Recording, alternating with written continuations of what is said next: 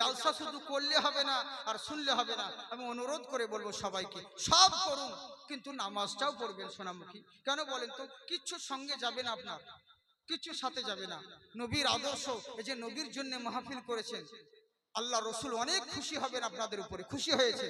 কিন্তু যখন নবীর আদর্শ আপনার চরিত্রে বদলাবেন, তখন আল্লাহ রসুল আপনার জন্য কাল কিয়ামতের দিনে আপনার হাত ধরে জান্নাতে নিয়ে যাবেন। সুবহানাল্লাহ। বুঝলেন? কদিনকার দুনিয়ায়, দুনিয়ার সুখ শান্তি চান না আখিরাতের শান্তি চান? আখিরাতের শান্তি চাই, কিন্তু আমরা করি কি সুবিধাবাদ জিন্দাবাদ, যেদিকে লুচি পুরি সেদিকে ঘুরি ফিরি, এটা হচ্ছে অবস্থা। জালসা মুখ ওপর দেখে খুব ভালো মনে হয়, জালসা দাওয়াত দিতে গেছি জানেন তো, এত ভদ্র মানুষ, কত পরেশগার লোক দেখেন, ওকে চা বিস্কুট দিচ্ছি তো বেটা বলছে বিস্কুট খাবো না। যে কেন খাবো না? বলে বিস্কুট খাবো না। কার হাতের তৈরি? যে বিস্কুট তৈরি করেছে না, ই বলছে আমি বেনামাজির হাতে বিস্কুট খাই না। যা সালা, মৌলবীর বাড়িতে এসে বলছে বেনামাজির হাতে বিস্কুট খাই না। বলছে হ্যাঁ